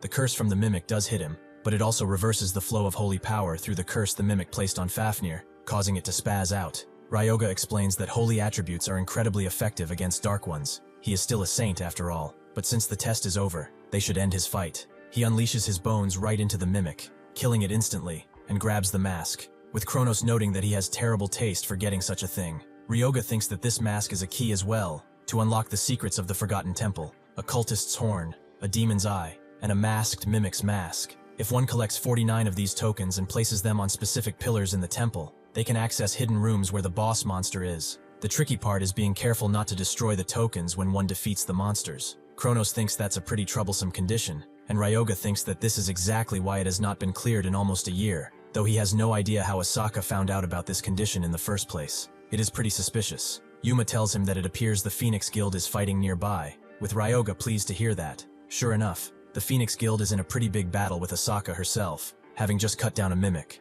Chronos is impressed that they could cut through a curse like this. Did they channel aura into their blade? Ryoga explains that this is an effect of the Gale Sword, but if she hadn't perfectly struck the weak point of the curse, she would have been the one taking the damage. Her skills are the real deal. Ryoga tells everyone that they are picking up pace, and they begin leaving, with Asaka watching them intently. One of her teammates asks if she's curious about them, and she is, taking one undead as a summon. Their movements are completely devoid of hesitation too. Could they have solved the mystery of how to clear it? The teammate doesn't think so. This is a mystery not even the Horizon Guild could solve, so figured out by a guy like that, they are probably just killing monsters recklessly. However, Asaka doesn't think so. It's impossible to move without hesitation in a gate full of mysteries. That guy definitely knows something. For some reason unknown to her, she has a feeling that it won't be just today. They are going to run into these guys again and again, especially him. 5 days have passed since Ryoga's team started raiding the Forgotten Temple, and the enemies keep swarming in without end. Yuma wonders if this is even worse than near the boundary, and Hybara agrees. The monsters are just spawning infinitely, and sure enough, more appear behind him. Fafnir is there, and unleashes a devastating strike to take them out easily. Chronos appreciates his bravado. Unlike his contractor here, he is quite courageous. He has the makings of a hero. Ryoga tells him that he is fighting for his life here too, and puts his other undead to work, using life drain as well, leveling him up to level 27. He laughs pretty maniacally, noting that this is basically killing 2 birds with 1 stone, and Chronos tells him that he should laugh with a bit more class. Ryoga doesn't really want to hear that from him, but Chronos coughs. He would have expected the one he has chosen to have more class. Ryoga apologizes for being so classless, while not really meaning it, and begins putting the items down on the pillars, because that's the last of them. 48 tokens have been placed in total. It looks like the guys from Phoenix and Daybreak are already headed outside. They might as well clear the gate while they're at it too. He tells the newbie group to go sell the magic stones, while he stays back to grind some levels. Yuma understands, and they all go back, leaving Ryoga all alone with Fafnir and his summons. They enter a pretty temple-like place, and Fafnir explains that the layout changes are pretty different this time. He hasn't seen the Phoenix Guild around either. Should they not head out of here soon too? Ryoga tells him that they are not doing that. They are clearing this place right now. Fafnir understands that there are other clear conditions besides this. Ryoga explains that, to do that, they need to place their tokens on pillars with this pattern. Now Fafnir understands why he was hunting monsters and collecting their tokens like this. Ryoga agrees that the zombies do not have the brains for it, so they have to place them themselves, but he can use them after all. Suddenly the temple shifts again, and something comes out of the ground that immediately strikes a zombie behind Ryoga, killing him instantly. He begins running away as the dungeon is transforming way faster. They are screwed if they don't move on to the next one pretty soon. He looks around, finding the last pillar, and runs towards it, but suddenly the dungeon changes again, and he is forced to run. Fafnir runs with him, telling him to hand over the token, and Ryoga roughly throws it, with Fafnir catching it expertly, and placing the token all at once. The temple does not stop changing, with Ryoga shocked. Why can't they move forward?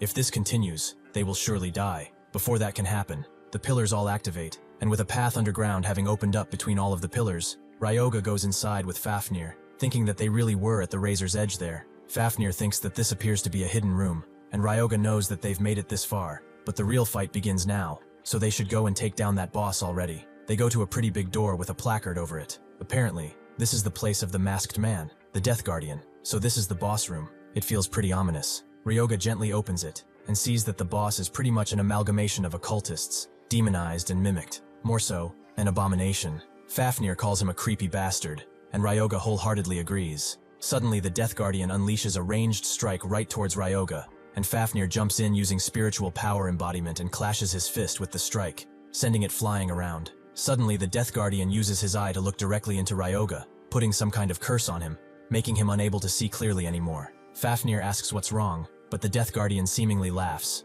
calling them foolish humans. He will slaughter all of their kind. He begins preparing another strike, but Ryoga just notes that he seems like he is having fun. Isn't he lonely having all that fun by himself? He wants in on it as well. He uses Clear Mind, completely resisting any mental attacks, and then uses Unholy Blessing right into the Death Guardian, making its masks crack, and the holy power to diminish its abilities severely. Fafnir asks if he did something to this guy, and Ryoga confirms he just chained a little holy power into him, so now he can show him his power as well. The Death Guardian tries to unleash another beam attack right into Fafnir, but he uses leg strength enhancement to rush right out of the attack's way, and continue dodging strike after strike, the Death Guardian not really being able to aim that well. In one last amazing move, Fafnir dashes right behind the Death Guardian, and enhances his Iron Fist, unleashing a devastating blow to its leg. The leg begins to bubble and fester, along with Fafnir's hand as well, which is pretty weird. It seems that the masked man's body is collapsing due to the skill's ectoplasm and dirty skin. Ryoga expected something like this, so he uses Unholy Blessing to recover the collapsed body of Fafnir. The Death Guardian tries to unleash a strike, but Fafnir dodges and strikes the leg again and again, completely pulverizing it on the third strike. The Death Guardian wails in pain and clutches his torn leg, wondering why the curse is not working. He will kill all of them. Fafnir tells him that he is too slow. Having holes in his body is a pain, and his movements are starting to get sluggish. Still, the Death Guardian lunges, giving it enough time to seemingly regenerate. Fafnir asks Ryoga what they should do, and he knows that they just need to finish it in one hit. He uses bone control, and unleashes his bones right into the Death Guardian's leg, who unleashes a dark wave curse, demanding that they stop hitting the same spot again and again. He will carve out their bones. Fafnir defends himself, and Ryoga uses the armored zombies in a defensive position, allowing him to get out of the waves, cutting free at the cost of 2 armored zombies. With this cooldown, he rushes in and puts his hand right on the Death Guardian, releasing the Wedge of Retribution. Sealing his movements temporarily, he tells Fafnir to move in now, and he jumps high in the air before unleashing a gigantic strike right into the Death Guardian's eye, taking it out with that single punch.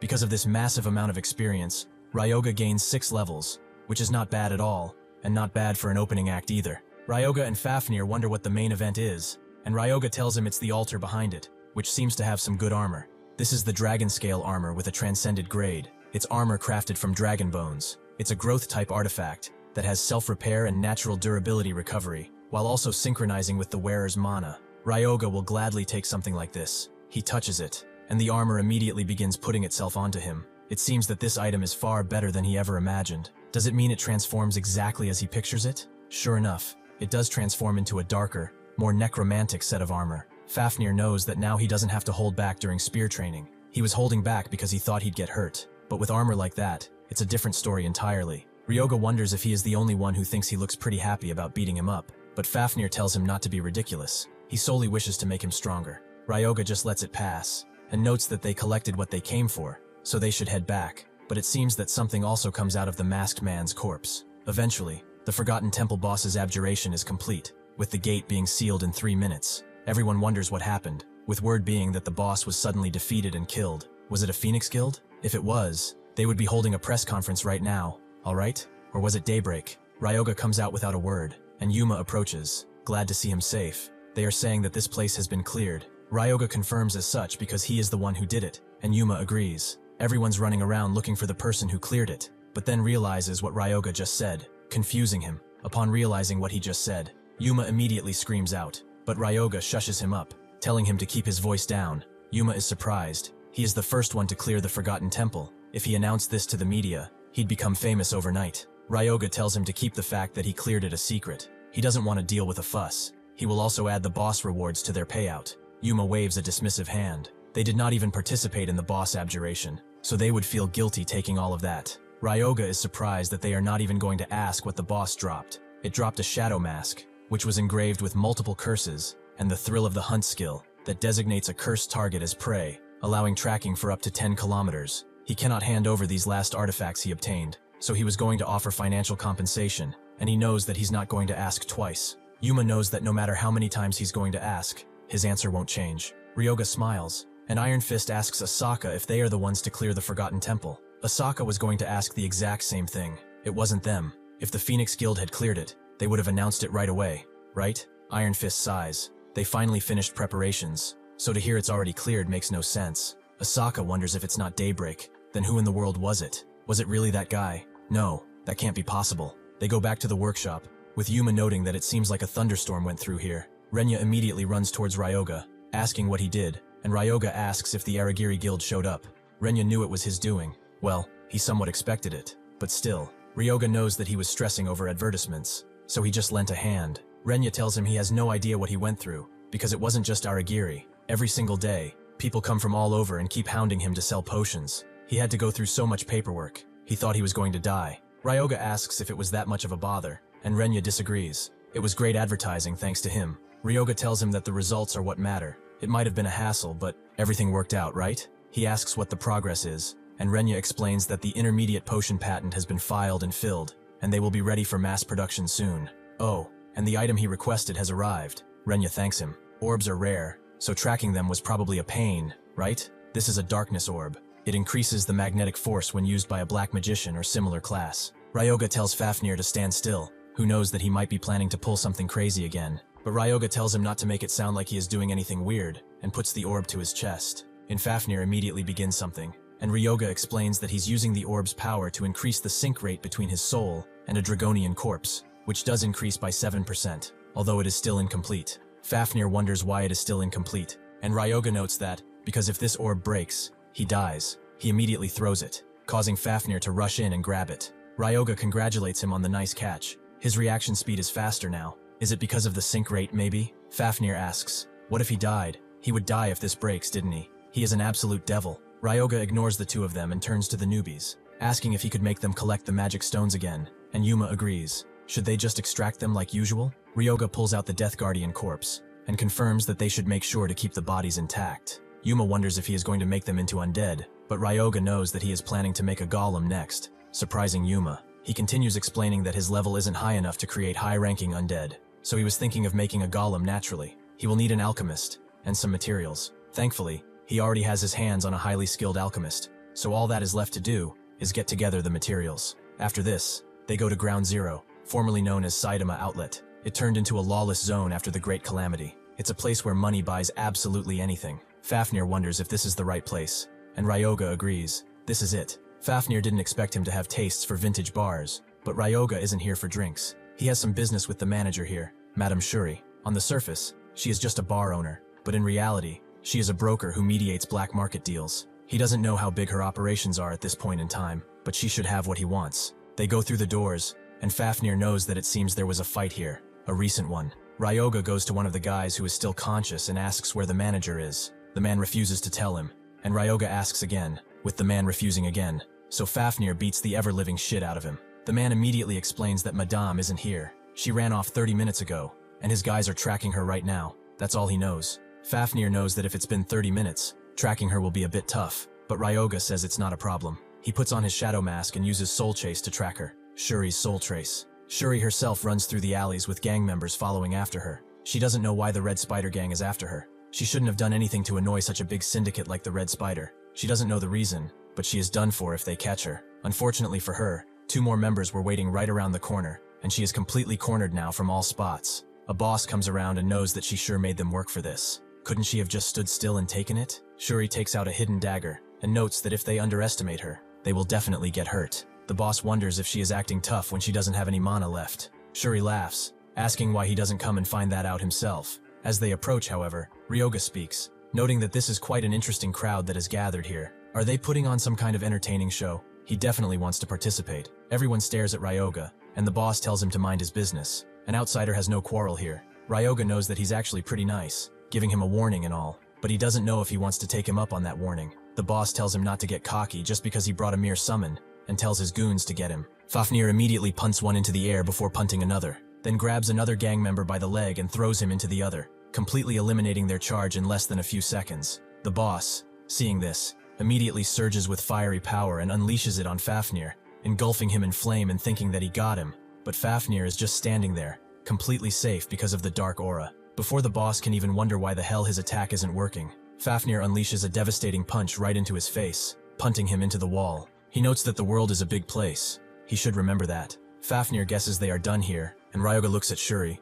Before the regression, she had a burn on her face, so this is the guy who gave her that. It seems like she is safe this time. Suddenly a butler comes. He is apologizing severely for the delay, and asks Shuri what happened. She says she is not sure. The red spiders just attacked them out of nowhere. Ryoga watches the butler intently. He is pretty tough. Is he a bodyguard or something? The butler asks her if she knows who these two people are, and Shuri doesn't know, but it doesn't seem like they're bad people. Shuri thanks Ryoga for saving them, and Ryoga knows that he came for a drink, but since no one was around, he followed them. He puts out his hand, and tells her to stay still, using life drain to restore her HP from the others, recovering her fully. She asks if he's a priest, and Ryoga says it's something along those lines, with Chronos really glad to see that he is using his spell. They go back to the bar, and she asks if he can get anything to drink. Ryoga asks for milk on the rocks, with Shuri guessing that's some kind of new joke. If he doesn't like alcohol, she will serve him some coffee. After doing so, she asks what really brings him here. Ryoga explains that he wants a ticket to the underground auction. Hearing this, Shuri gives him her business card instead of a ticket. If he shows anyone that, nobody in Ground Zero other than the red spider should mess with him. Anyway, what is he looking for at that auction? Ryoga explains that he is looking for a mana engine with an output of 3 stars or higher. Shuri is not sure if he will be able to find it in the underground auction. Ryoga understands, thinking that if he cannot get it in the auction, he will have to clear a gate that might drop one, but that's a pain. Shuri, however, has another proposition. Why doesn't he take on a request? Her request is clear, with the difficulty of C, and the reward is a mana engine. Ryoga finds her terrifying, trying to crush the red spider immediately after they targeted her. He laughs, and asks if she is asking him to take a revenge request against the red spider. They are a major power in Ground Zero. If he messes with them, he will have a target on his back. Shuri knows that it won't be a problem if he wipes them all out. He needs a mana engine, and she wants the red spider gone. Isn't it a win-win? Ryoga thinks that the MIS-4 is considered one of the top tier among mana engines, with a max output of a 5-star level, so it's clearly not bad at all. Shuri knows that she will even throw in 10 kilograms of arachne thread. He should consider it a bonus. Ryoga agrees. He will take on that request. Shuri knows that, from what she saw earlier during that fight, she thought he might be a 3-star, but could he be higher? Ryoga tells her that he's just a 1-star, confusing her quite a lot. They go to Ground Zero's ant cave gate entrance a bit later, where a bunch of Red Spider Gang members are guarding the area. Shuri puts a few knives into the ground. Shuri uses lunar sorcery, Butterfly Dream, with all communication and movement skills being disabled. One of the guards reports back through his walkie-talkie that the west side is clear, but he gets no response, and he can't respond when Fafnir gets behind him and ends his life. The butler also moves at the same time, and the guard is taken out in basically a few seconds. Ryoga and Shuri approach the gate, with Ryoga noting that she is really strong. Thanks to her, the Red Spider guards were wiped out without even being able to fight back. Shuri wonders if he is really planning to go in alone without forming a party, and if so, he should be careful out there. Ryoga enters the ant cave gate, noting that he will be right back. She shouldn't worry about him too much. Thank you for watching. See you next time.